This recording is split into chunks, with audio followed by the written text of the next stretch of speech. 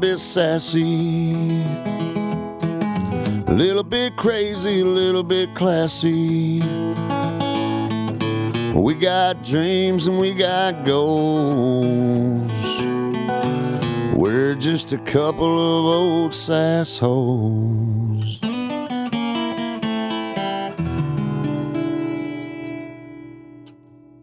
Oh my gosh, oh my gosh, oh my gosh.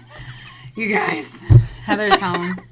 Heather's back. I'm back. Hey, and welcome to A Couple of Sassholes, a podcast about true crime, conspiracies, random things, comedy, things. All of the things. And I'm Brooklyn Maple. And I'm Heather Terry. And Heather Terry is back in Owensboro, Kentucky. Yes, from Austin. It was very fun for Kim's birthday, the surface of the sun. I'm never going. Kim's the surface of the sun?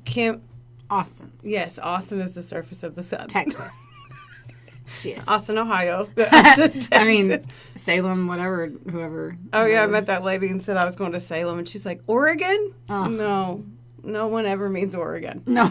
Just like whenever I moved to Miami, they were like, Ohio? There's a Miami, Ohio. I was like, fuck no. Oh, yeah, there's a college there. It shouldn't be. I don't know. I don't know how many people were running to it. Anyway, Texas was fun. Flights are hard right now. Recommendation, go early. 2 or 3 flights. 2 or 3 to the airport. 2 or 3 flights were canceled. I just wanted to go there and have a beer or a drink before we went on the flight. And then they were like, oh, your new flight got canceled. You have 20 minutes to get to the gate for your next one. That's wild. So they let us cut through the security line, and some guy let us, we got secured. Yeah. And then I couldn't get my ID out of my wallet. And then luckily I had my passport in my backpack. Are you looking at my nails? Because I broke them all when I was I done. like that you are like natural. Okay, so I broke all my nails. We went on a float trip. For anyone that doesn't know Heather, let me paint a picture. Okay. Heather is, how old are you? 36. And she gets nails like a 19-year-old Yeah. discotheque dancer in a cage. Mm-hmm. They're always themed to what I'm doing. Which is apparently similar to a 19-year-old who is a employee at a discotheque. What's a discotheque mean, Mom? A disco. A club. What? It's a club? A nightclub. A nightclub? A nightclub. I don't know. I'm just a discotheque? Yeah. That's what they call it in other countries. Okay. Yeah. Anyway, no, I don't have fake nails on. It's driving me nuts, though. Are you, like, running to get them put back on? No, I'm going to give them a breather. Good call. How long have they been on? Like 3, I don't know. This set? Yeah. Oh, like 2 months. Oh, wow. 3 months. You are hard with them. You're very hard on them. Well, I floated in that river in Texas on a tube. Was it acetone? Because there's no other reason that it was drunk people pee because nobody got out for 6 hours. So, and then I went to jump off and I fell under. So, yeah. Need to go gargle some penicillin because that grossed me out real bad. I don't think about it ever. You're always thinking about the pee. I'm never thinking about it. About the pee? About the pee. I mean, yeah. Always thinking about the D, though. You missed me. I did. Okay, so we recorded this already, and then the mic was fucked up. So here we are back at it to where I can say I'm having the best day of my life because I went to the Daviess County Library. I didn't know if there's more words to that. Public library. And it was delightful. Yes. And they have things. What things do they have? They have books. And I know. And DVDs, which, whatever. And audiobooks. And it's pretty. And there's little places to like. It does look pretty. Oh, it's so awesome. Have you been in there? No. I'm taking you. We're going to go with a pumpkin spice latte, a hoodie, some leggings, and some kicks. And we're going to scurry our little asses all over that library. And I'm excited. I think it's cute how you say it because you kind of almost say library every time. Yeah. It's easier. It's easier to say it that way. But it was amazing. It's like that sweet lady that did the announcements at school in high school, and she would say, Heather Weininger, please report to the library. And so every time. I think about her. Why'd you have to report to the library so much? I don't know. Just so I know where it was. Yeah. They're like, she doesn't know where to go. She's lost all the time. Really, it meant the principal's office, but whatever. Anyway. So while Heather was partying in Austin, Texas, I was in, where was I? Edinburgh. Yeah, but I think it was, is it Columbia, Indiana? Is that a name? Sister, I don't know. I don't know. At Claraland is the campground, but that's where the Tough Mudder was at. And so Nick, who I cursed for the Roanoke story, and his girlfriend Courtney, who is adorable. She looked cute. Oh my God, she's so cute. And her personality is cute, which just makes her even more cute. You know, you just want to pack her up and take her home. And my boo bear, Travie Patty. We all went and we ran a 6-mile course with it was 21 or 23 obstacles. I am sliced and diced from all of it. Oh my God. It was so much fun. It was fun to get dirty. It was fun to challenge yourself. The photos came out awesome. I don't if you're a physical person out there, you should go and do a Tough Mudder. They're so much fun. All the proceeds and all the money that comes into it goes to the Wounded Warrior Project. See, I didn't know what it was for. I mean, the Wounded Warrior Project. So I figured it was for some charity. Yeah. The Tough Mudder was originally created once again to support the Wounded Warrior Project, but it was it was supposed to help people like get through their fears and go through like basic training style obstacles. Yeah. That's cool. There's definitely one that was unbelievably high on a rope mesh thing. And I'm afraid of heights. And Travis had to help me it was terrifying. And through the whole thing, I was like trying not to throw up or cry or scream to like have someone come get me. I'm not even lying to you. It was so fucking terrifying. And I didn't even care. Like, there were all these people around me, and I just kept being like, just one step at a time, one step at a time. And, it took forever. I was terrified, and Travis was like, don't rush, go slow. And I did it, of course, but it was terrifying. And I didn't care for how terrifying that was. I will say that. Because it's one of those that if you fall, you're going to die. It just is what it is. You know? Yeah, it was that high. But people have died on it. People have drowned. Things have happened. What? Yeah, whenever I did a 12-mile one in Miami. And I looked up how many people had died back then. It was like 18. Oh. And so, people unfortunately died. That's why you sign waivers. I said no. Yeah, that's why. Because I would have. Mm-hmm. It's also people, too, aren't great swimmers. And they're swimming. You gotta... No, mine would be something dumb. I would trip and fall in the mud and get smothered and covered or something. Smothered and covered. That makes me hungry. We always talk about being hungry on here. It sounds like we're going on a hungry strike. I know. A hungry strike. A hungry strike. We're going to go strike in hungry. It's because we're never fucking nourished before we do this stuff. We're bebopping. We're busy. We're busy. Oh, I fell off the wagon and had frozen pizza for lunch, so I'm full. Oh, well, thank you. Our drink. I guess we should open that. Yeah. I'm so glad. You're going to have to open mine. I'm sorry that I did that. That was so loud. Why? I don't have nails either, sis. These are freshly ripped off nails. You're right. They're like fucking pieces of paper. Is that what you were going to say? Yes. You just looked so annoyed with me for saying that. There. Okay, so these are White Claw these are refreshers. The refreshers, and these are my new fave. Really? Yes. Because they are lemonade. So I have lemonade, blood orange with a hint of black raspberry. But they're the same. They're like the same as regular White Claw, like 1 carb, 100 calories. Yeah. And they're delightful. They taste like summer. What do you have, blood orange? I have black cherry. That's my fave. This is very delightful. I'm also very chilly in here.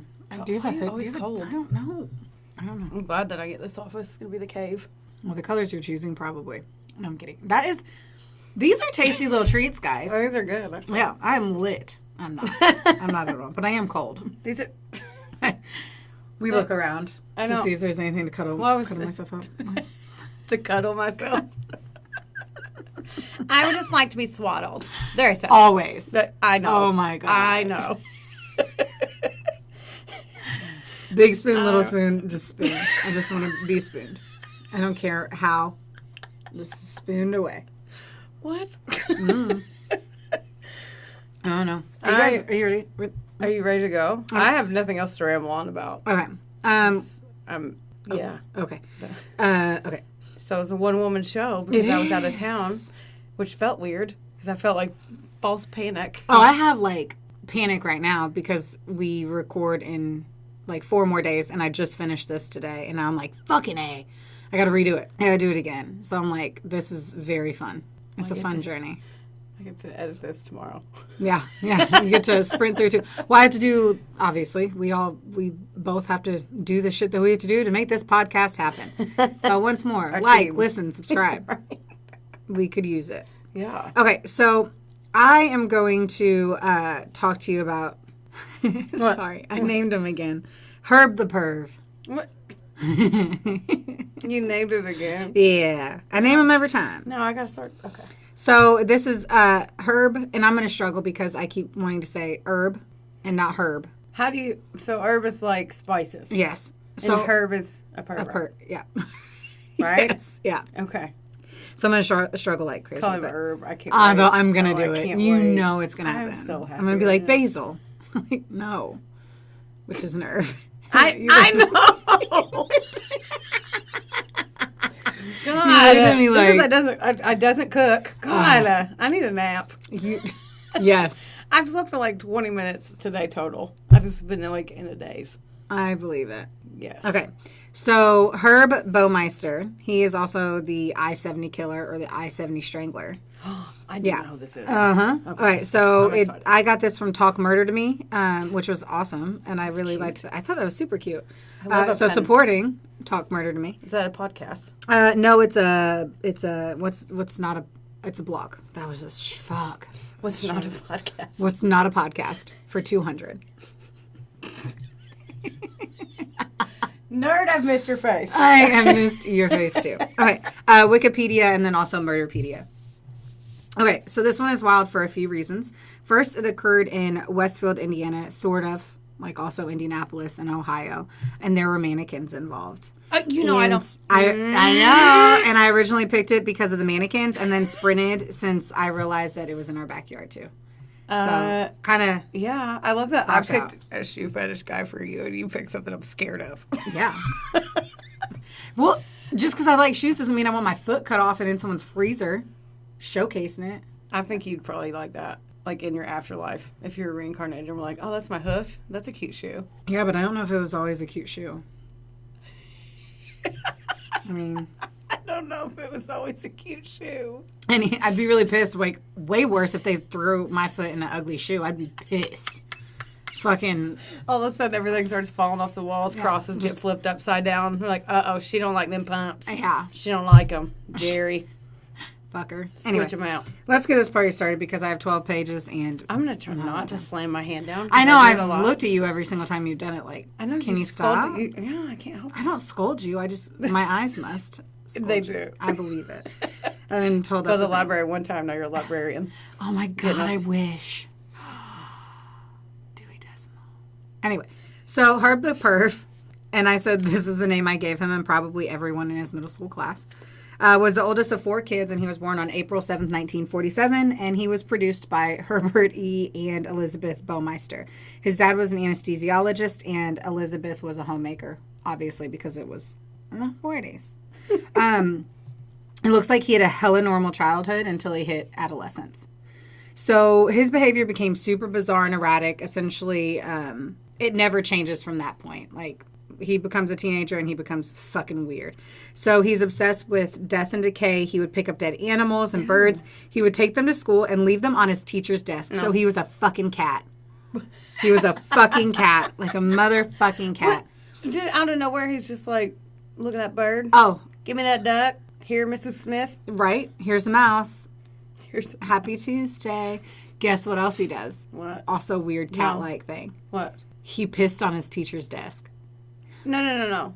Was it like... Bro legit pissed on one of his teacher's desks. And you wrote no bro. bullshit. You're so cute. I did. Okay, bro. So is it like he stood on it and peed down? Yeah. Or did he stand on the ground and pee up? I don't know. They didn't give me that. I don't even know why he did that. There's nothing around it. Well, I don't know. But I'm sorry. If it was Do you want to email his a manimal and he just peed down? Okay. In my head, penises, they can go anywhere.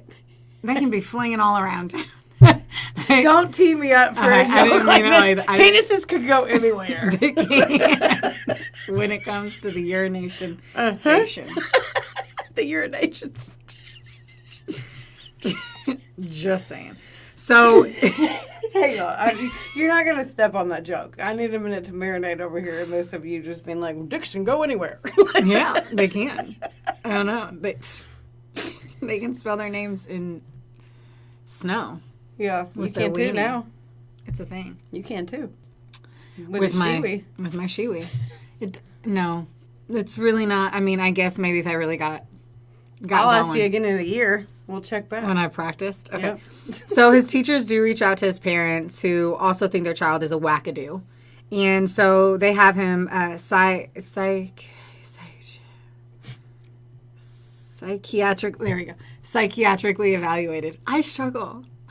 And I swear I'm smart. Did they read to you at the library? Or did you read? Okay, you're hurtful. I'm kidding. You read know way what? more than I me. bet that I could volunteer and read books to kids. Mental note. Okay.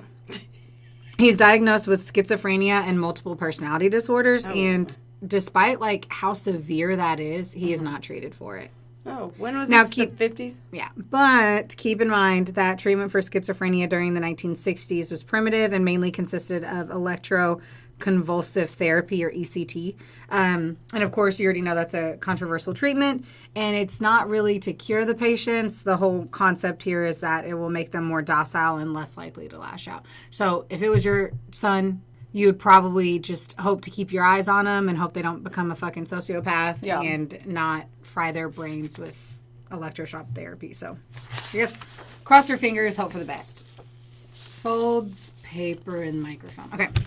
So anywho, he managed to get good grades. They say everywhere throughout that he had a great work ethic and that he knew how to work hard. Probably because he just peed on the desk if they gave him a B. Oh my God. I can't. It gets better. Okay. So he gets into IU, but only goes for one semester before dropping out. His dad pushes him to go back, so he does. Once more, he makes it one more semester. What a douchebag. So he apparently has no idea what the price of tuition is because they're That's expensive. what I was thinking. Yeah. So here is Julie. I'm just going to show a photo. This bitch, we have a lot to unpack with her. Is that him? That's him. We'll get better photos too because he looks like This he's is about Google to gnaw time someone's for face. everyone listening. This is Google time. Herb and Julie Baumeister. Okay. So he meets this chick, Julie Sater, a high school teacher and part-time student at IU. They hit it off. They both have similar values and goals. They were both politically conservative. So, and not to being conservative, it's to politics in general. Yeah. They were both members of the Young Republicans at IU, so they were real cool. I mean, And party monsters. they were both interested in cars, which is interesting, I guess. And they both wanted to run their business one day, which makes sense because she was a fucking teacher. That makes no sense to me. You're like, I want to be an entrepreneur, so I'm going to be a teacher? How does... I don't know how those are supposed to hold hands, but whatever. Naturally, they get married in November of 1971. All right. How those hold hands? I don't get it. I don't get it. I'm going to pour my drink. Announcement. Keep going. You're going to what to it? Pour it. Just killing the planet with your big old cups. Well, I can reuse that. You can, but are you? All right. So he continues to suffer with mental illness. Julie is loyal, and she is by his side through his darkest times. Now, just 6 months after they're married, his father does have him committed to a mental institution. There's no information as to did something happen, why, no clue. They're just like, he's there. I hear that he is committed to a mental institution. Okay. Now, I don't know if it was like one specific incident or what, but either way, Julie wasn't really fazed, and she waited the 2 months for her hubby bear to come home. I would presume it's because it's the 60s. And yeah, I don't know how I feel about that. I would totally stand by Travi Patty. Unless it was like I woke up and he choked me out. Early on. It feels very early. Yeah, I mean, yeah, but I don't think that they're married. Oh. It's not that. I mean, yeah, they're married. So his job prospects are like shit because he never finished college or went to a trade school. So of course his dad is a well-respected man. I like how this also said like a doctor, and I'm like, he's an anesthesiologist. I'm pretty sure doctors would punch that statement in the face. Like, no. You're not a doctor. I'm going to make that into a text message tone, and it's going to come up when you text me. Just that high-pitched. Sounds like you're letting the air out of a balloon real slow. Really? Uh-huh. Cool. So anyway, Daddy gets him a job at the Indianapolis Star as a copy boy. So driven and hardworking once more, he threw himself wholeheartedly into copying the paper. Bringing it to people. It was a copy boy. Oh. I can only assume that meant that he made copies. I don't know. It wasn't long, however, before he got on all of his coworkers' nerves. He was overbearing and irritating. He put dead. Ready for this? He required constant praise from the higher up. So when he didn't get it, he became bitter and moody. Fed up, he quit and found a new job at the Bureau of Motor Vehicles. How fucking funny! What? I'm like, what? Like, I can't get over this part. Like, he needed constant praise, and so he went to the BMV. Yeah. I don't think you get any praise there. Oh, no, not Maybe a slap on the ass by, like, your male coworker, but that's about it. Somebody puts a cigarette out in your forearm there. I don't fucking know. Any Hoosier, no. Hard pass. So he eventually becomes a program director. Mind-boggling, but I have seen asshole people get promoted all the time and run departments they shouldn't. So who knows? It obviously happened in the 60s and continues on today. Shots fired. Pew, pew. So he wasn't well liked by his coworkers. He was known to be unpredictable and volatile. His coworkers literally avoided him the best they could. They said he was like an oddball who made them uncomfortable, and he had unexpected outbursts over really small, insignificant things. Dated a few of those, right? So in 85, he was... Are you ready? Nope. What? Buckle up. Okay. In 85, he was fired For urinating on a letter. On what? He urinated on a letter addressed to the governor of Indiana at the time, which was Robert Orr. I don't fucking get it. I don't know. Why is he R. Kelly on everything? Literally. Fuck R. Kelly. I hope he gets fucked in his ass. Oh, you know. You know he will. He's holding pockets all over the place. Yeah. And he said, my mind's telling me no. But my body. Just kidding. I don't think we can even do. No, we have to pay him money. So we're just sing a song. Oh, I was just saying my body. And penises can go anywhere. Cheers. All right. So after... Shit's bananas. BANANAS. Okay? Okay. You wrote what the fuck. I can see it on your paper. I did. Like, once more, what the fuck. So after being fired, he's arrested several times. Okay. Once for his involvement in a hit-and-run accident while drinking and driving. Dumb. In 86, he was charged with stealing his friend's car. Somehow, he does not serve any time in prison and doesn't get any charges. Why? Because he's a white man? Is he white? Of course he's white. His name's Herb. Duh. So... I don't know if his wife knows why he got fired or if she's just a fucking weirdo, but she ends up having babies with him. Oh. 3 children. Mary in 79, Eric in 81, and Emily in 84. So he can't really find a job. Are you ready for this? He becomes a stay-at-home dad, and Julie goes back to teaching. Wild. Now, apparently, he's a really awesome dad, and he takes to it, and the family loves him. And whatever. All right. So his next job, he eventually gets employed at a thrift store. And this one, he really takes to it, and he decides that he's going to learn the trade. So 3 years later, in 88, Herb and Julie made the leap into entrepreneurship. They borrowed $4,000 from his mom, and they opened their own thrift store, and they name it Save-A-Lot. Not the grocery store. I know. It's a thrift store. So it's like, anyway, I'll get to it. The store ends up being a hit, which is amazing. And it was so successful that they opened a second location the following year. They were able to, like, give donations to children's charities for, like, $50,000. Like, they're fucking loaded. So they achieved everything they wanted. They celebrate by purchasing Fox Hollow Farm, which is this little butte. Okay, well, no, I'm act like you're wrong. So, and the house is fucking beautiful. Let me see a picture. I've never seen that. Google time. Oh. Yeah, it's really pretty when you look it up. And so this is $1 million home. It's perfect. Julie describes it as a utopia. The kids are able to, like, rollerblade without having to worry about the cars coming around the corner. The house is 11,000 square foot. It's a Tudor-style building. It has 18 acres. I mean, gorgeous. It's located in Westfield, Indiana. So that's 20 miles north of Indianapolis. So they have privacy, but they're still not too far from the city. And that's the guy. One of the better photos. That's him? Yeah. He looks like a Herb. He looks like he is going to ask for my fucking W-2s. For sure. So, the Baumeisters... Like he has aggressive sweat glands. And his, like, shirts are always sweaty, like pit stains. Really? I wouldn't even have thought that. Yeah, just look, yeah. Yeah. Like, he gets nervous. There's, like, girls work here. And his pitch just instantly sweat, you know? So, everything's awesome until everything's not. Brum, brum, brum. That was his mugshot, by the way. That was? Yeah, 1986, yeah.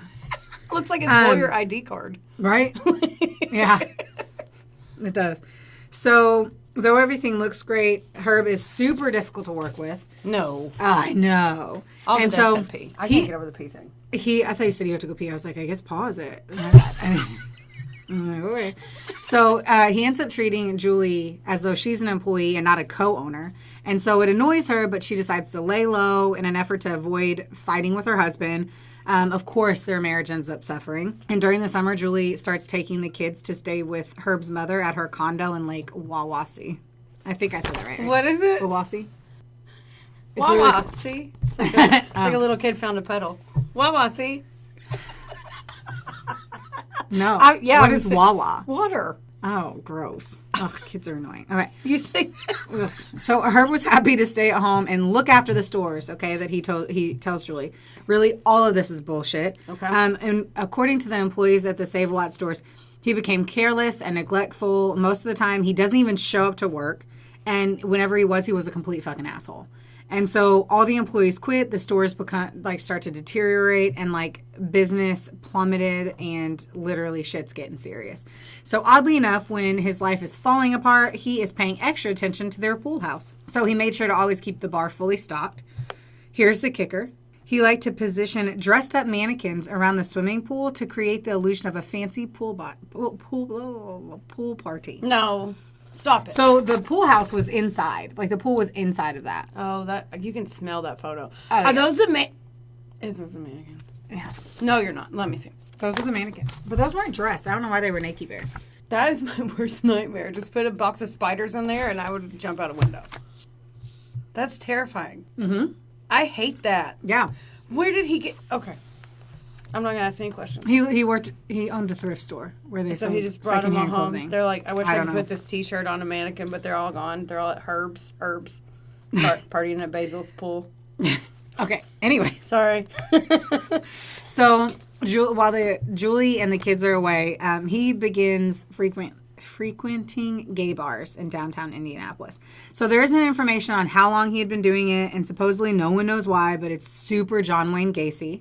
Oh. A hidden fucking gay in denial. Yeah. So you already know, I mean, I'm from Indiana, and so it's a conservative state. It still is. And in his mind, it was likely his own... No, okay, pause. Let me not say that murdering gay men was his only option. Hiding his true self was likely his only option because of... That probably fueled his fire. Yeah. Especially if he saw people living their truth and he couldn't, quote-unquote, live his. Yeah. So. That's a beautiful viewpoint. I mean, sad, but yeah. Yeah. So, of course, he had his beard by marrying Julie and having all the kids and projecting the self-image of a family man and a Republican, and no one knew who he was. So, look at in capital letters. Fuck me, man. Hold on tight, Becky. Name of the episode. Julie would later say that in their 25 years of marriage, they only had sex 6 times.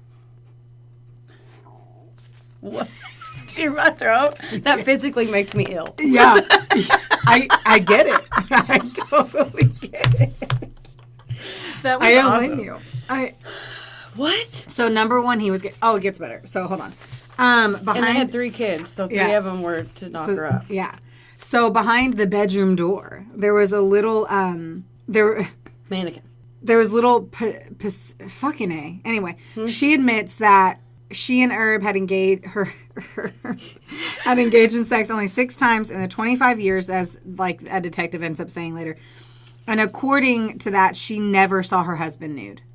So he would get dressed in the bathroom, and when it came time to go to bed, he would always put on pajamas, slipping between the sheets. And he said that he was ashamed of his skinny body. Me too. Said me. Me never. too. I'm never ashamed. So ashamed of my skinny body. Mm-hmm. Don't look at me. Don't look at me. I'm too frail. Right? That's weird. Yep. So I don't know how anyone could go 25 years. Okay. Did she cheat on So pause. She did not cheat on him. She will stand by him way further than she should have. What a lie. Right? No. 25 years, 6 times. So she didn't orgasm. There's no way. There's no way. So anyway, something dark was going on in Indianapolis. Did you write that? I don't know. I can't tell you if I copy and pasted or throw it. stole that from someone else or what? So starting around 1991, the same year, Herb and his family moved to Fox Hollow Farm. Young gay men began disappearing in downtown Indianapolis. The men ranged from 20 to 46. They were all white and had similar physical features. So in 94, Virgil Vandegrift, I'm going to show you a photo of him, a retired Marion County sheriff who ran his own private investigation firm in Indy, became involved in investigating the disappearances of the young men. So he was contracted by the mother of Alan Broussard, who was 28, who left a gay bar and was last seen, and she reported him missing in early June of 94. Days later, the mother of Roger Goodlet, 32, contacted Vandegrift as well, and he was last seen under the exact same circumstances in July of 94. Oh. So the next month. Yeah. So he threw himself into the investigation of the 2 missing men, spending his evenings at the gay bars trying to understand, interviewing patrons. He soon found out that it wasn't just those 2 people and that there were closer to a dozen men that were missing. I don't know. So it became clear that these disappearances were the work of a meticulous serial killer and not a random one-off killing. He went to the police and they were like, sorry. Oh, no. Was it because they were gay? Because they were gay. Oh. They said that it's probably because they just ran off to practice their gay lifestyles. What? Yeah. So they didn't take it seriously.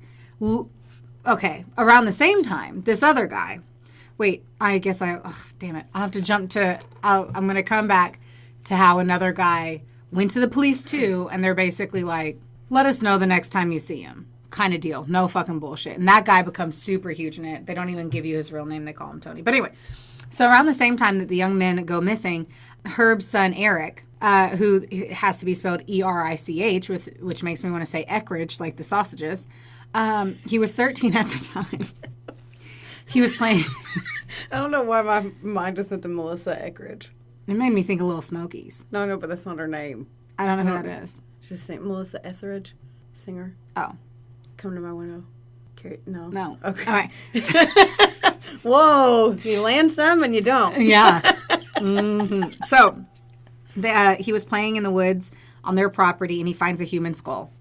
He picks it up, brings it into the house to show his mom. Julie is justifiably freaked out, but then she asks Eric to take her to where he had found it. On further inspection, she finds a fucking pile of bones. What? A human skeleton. What? Brum, brum, brum. She demands answers from Herb. Don't. The story that he... Okay. Oh, are you ready? Hold on. No. It gets better. Okay. He told her that the skeleton was an old anatomical skeleton used by his late father, who was a doctor, once more. Doctor or anesthesiologist. We can all fight the fucking tomato, or tomato sassafras. Not the same. She takes him at his word and just is like, okay. She believes him? She's a fucking twat. Well, I mean... That's my thoughts on Julie. I'll give you more reasons why she's a fucking twat. If that was my Don't worry. sex life, I'd be a twat too. Yeah, I'd be like, yeah, that's a real skeleton. I'm going to call the cops so you can get arrested. I can get your money and I can start banging people and getting some O's. Is what I...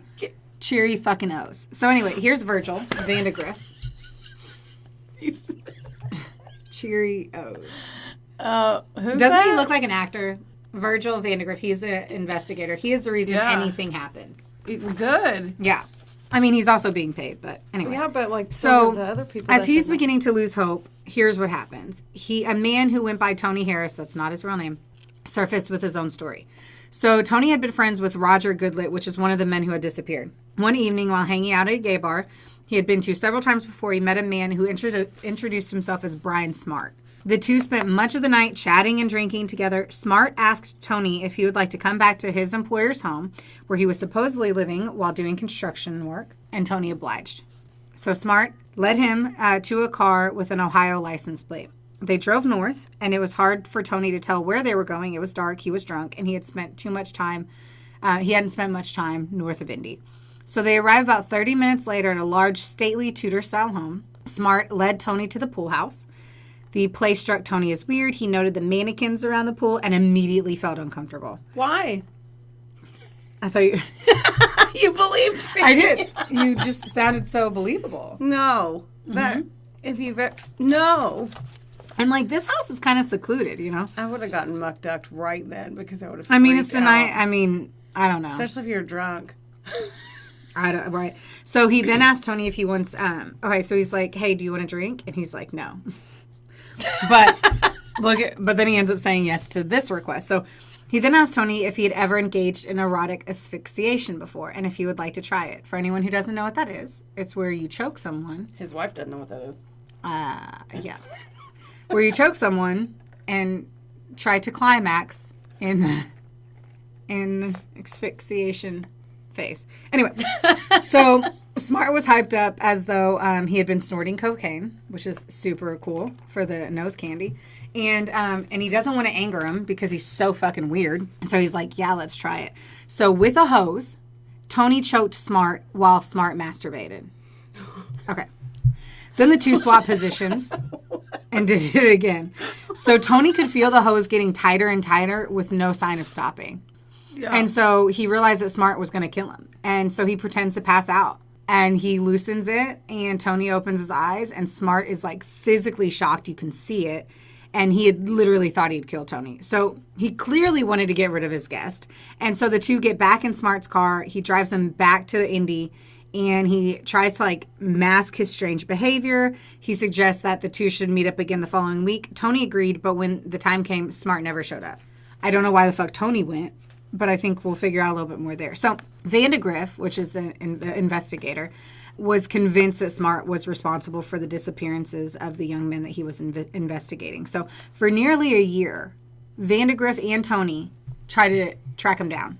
And they had no luck. So they were going to all the gay bars in Indy trying to find the guy because they had somebody. That part sounds fun. I mean, fuck yeah. I would do that.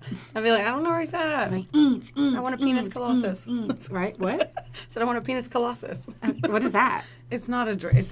It's from Will Grace. Oh, I was like, is it a penis sex? Colossus? Is it a sex? Is it a sex thing? Is it a sex? Is it a sex thing? Yeah, you take a pineapple. No. Oh. Ooh. Weird.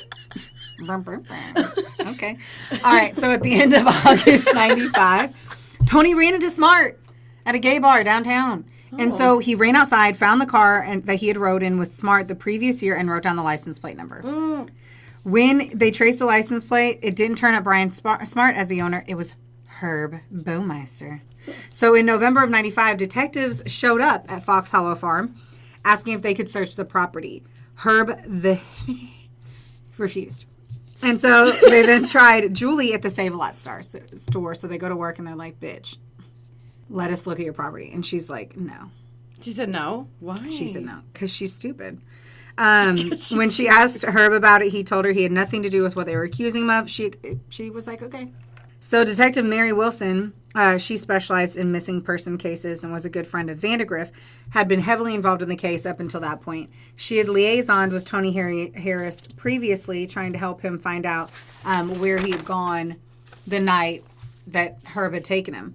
And so now she needed to get a warrant to search the farm. The Hamilton County officials refused her request, however.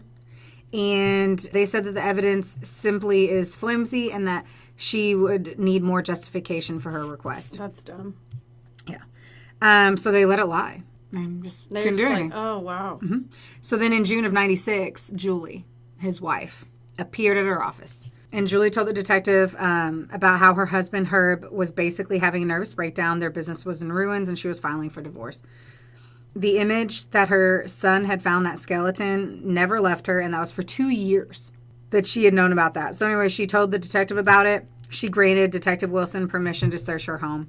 While Herb was away, Detective Wilson and 3 other Hamilton County officers arrived at Fox Hollow Farm to carry out the long-awaited search. It didn't take long for them to realize something was wrong. On closer inspection of the gravel that was alongside the grass in the backyard, they realized that it wasn't gravel. It was charred, crushed up bone. What? So forensics confirmed that it was all humans. So they imagine having so much gravel in your yard and it's crushed up human bones. And your kid's just playing on it. Mm-hmm. So in the following days, the site is excavated. Over 5,000 bone fragments and teeth were recovered from the site. They believe that it belonged to a total of 11 men. However, only 8 were eventually identified. That's so sad. Yeah. They were Roger Goodlett, 34, Stephen Hale, 26, Richard Hamilton, 20, Manuel Resendez, 31, Mike Kern, 46, Johnny Bayer, 20, Alan Broussard, 28, and Jeff Jones, 31. Herb Baumeister's victims are right here, and they are all handsome, gorgeous little creatures of sweetness. That's sad. And they were young, too. Mm-hmm. Yeah. So they put out a warrant for his arrest. Once he realized what was going on, he fled to his mother's home, which he was staying with her while they were searching the place anyway.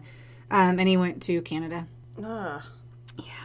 So then on July 3rd... Oh, I was like, that's not it, right? Yeah, and we're done. You're like, and he went to Canada? No, because this is the shitty part. So Okay. on July 3rd of 96, a group of hikers discovered his fucking body because he killed himself. No. At the Pinery some fucking park in Ontario. It's a very pretty park. I looked it up.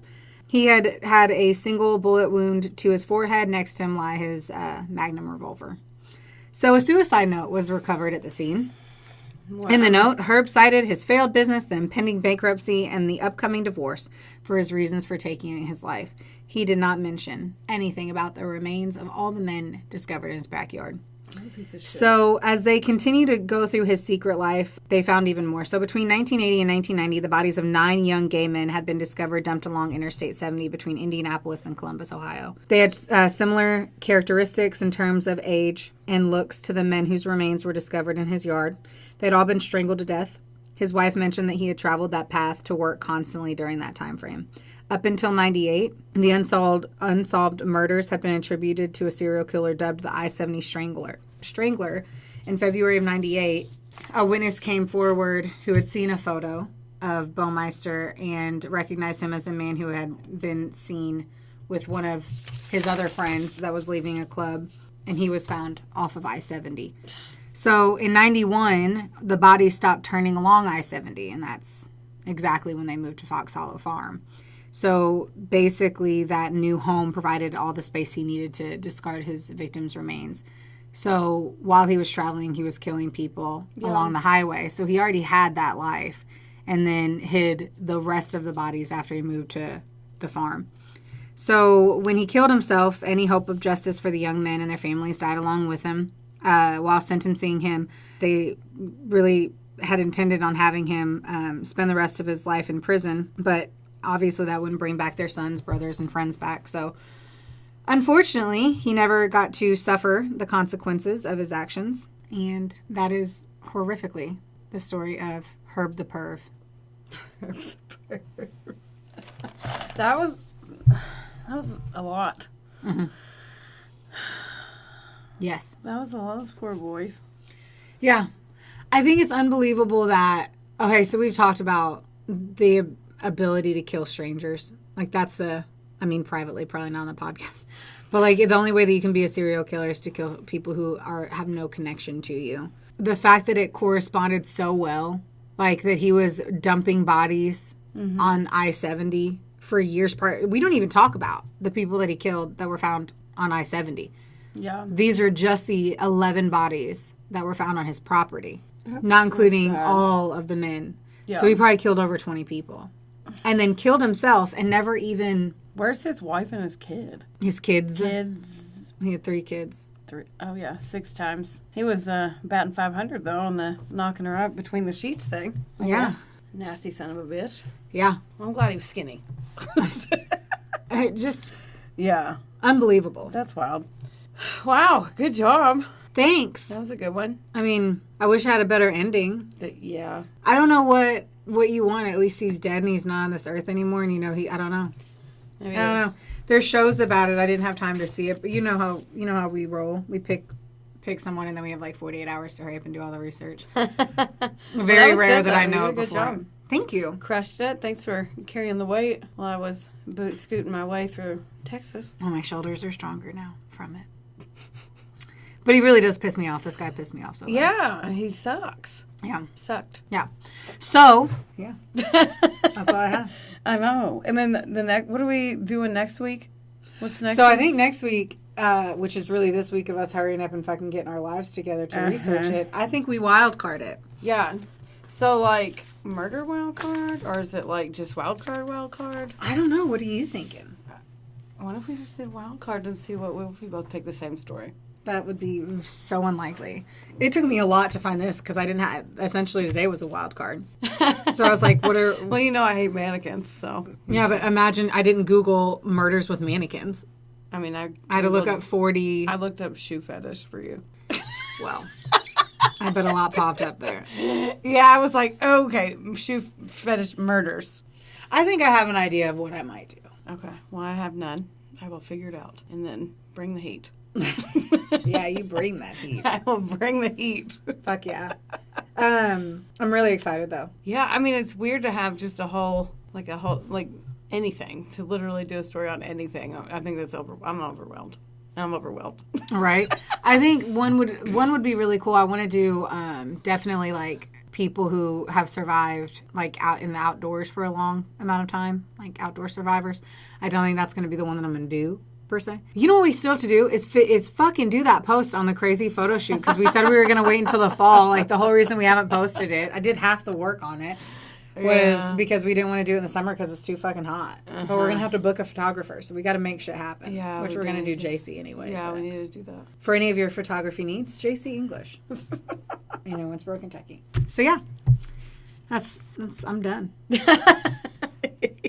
And I really have to pee. You do? I do. That's weird. I know. It's only been... I've had 5 sips. I know. Okay, we'll wrap it up. Let's wrap it up. Rate, review, subscribe. Anywhere that you can get your podcasts. We are everywhere. We really Follow are. us, people. Please. You can say it to Alexa. Ooh, can you? Yeah. You just say Alexa, play a couple of Sassholes. I know. I've done it, I think, once. You did? Yeah. I'm very obsessed with this. That's fine. It is what it is. All right. Well, we love you guys. Yes. Tell your mom to listen to. Yeah. And she likes true crime. Or not. I know. Just listen. Okay, bye. Bye. I gotta pee. Theodore, can I pet that dog?